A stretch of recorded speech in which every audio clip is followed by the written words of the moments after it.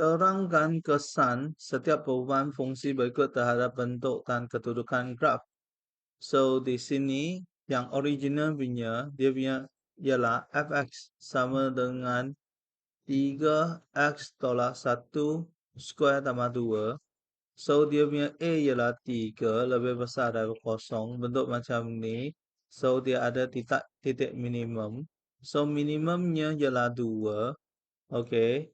So, dia punya simetri itu ialah X tolak 1 sama 0, X sama dengan 1. So, dia punya graf ialah 1, 2 ialah dia punya minimum.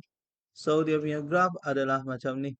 So, kita ada 1, 2.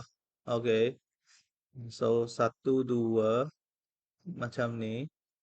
Okay. So, 1, 2. Okay. So, titik 1, 2 di sini. Sini ialah X. Sini ialah dia punya fx. Okay. So, apabila case A ni, dia punya A dia dari 3 tukar jadi 3. So, dia punya graf akan jadi lebih sempit. Okay. Kelebaran dia akan berkurang. So, kelebaran graf berkurang, paksi simetri graf dan titik minimum tidak berubah. So, ini titik minimum sama. 3 tolak 1, 2. Okay. So, kita ada yang ini. 3x tolak 2 square tambah 1. Okay. So, 3 tolak 1 tambah 2. Tolak 1 tambah 2.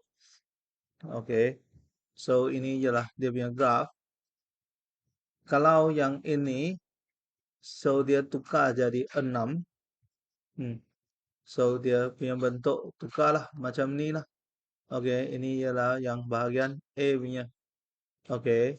So, seterusnya untuk bahagian B punya. Okay, ini ialah bahagian A punya. Okay, bahagian B punya, kita boleh tengok bahawa dia punya axis of symmetry dari dia punya H tukar dari 1 ke 4.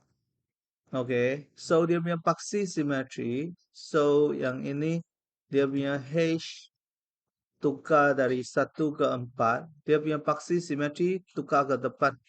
So, 4. So, saya akan ada sini ialah 4, 2. So, dari 1 ke 4, dia gerak 3 unit ke depan. Okay. So, graf dalam bentuk yang sama bergerak secara mengufuk 3 unit ke kanan. So, persamaan paksi simetri menjadi X sama dengan 4 dan nilai minimum tidak berubah. Okay. So, dia punya X sama dengan 4 ialah dia punya paksi simetri. Dan ini dia punya X sama dengan 1 ialah dia punya paksi simetri. Okay. So, X tolak 4 tambah 2. X tolak 4 tambah 2. Okay. So,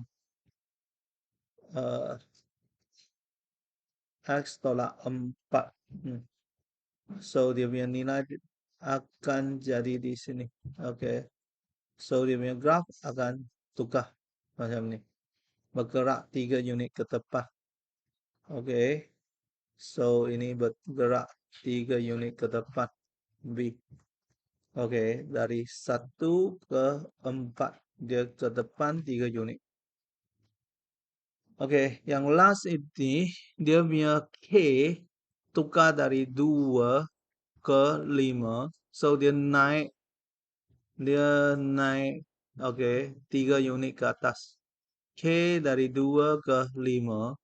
So, dia punya graf akan jadi macam ni. Okay. So, 2, 5. So, dia dari 1, 5 bukan 2, 5. 1, 5. So, dia punya minimum dari 2 jadi ke 5 naik 3 unit ke atas. So, graf dengan bentuk yang sama bergerak secara menegak 3 unit ke atas. Nilai minimum menjadi 5 dan paksi simetri tidak berubah. So, dia punya paksi simetri juga samalah X sama dengan 1 tu. Okay. So, di sini, oke, ini jadi 5 dan naik 5 unit ke atas. Oke.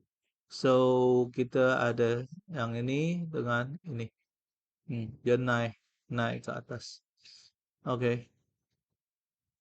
Ini ialah bahagian C. Oke, ini ialah dia punya perubahan untuk dia punya AHK itu. Oke. So, untuk yang ini dia adalah dalam bentuk oke, fx sama dengan x tolak h square tambah k. Oke. So, A besar lebah kecil. A kecil lebah besar. H itu ialah dia punya paksi simetri, K itu ialah dia punya nilai maksimum atau nilai minimum.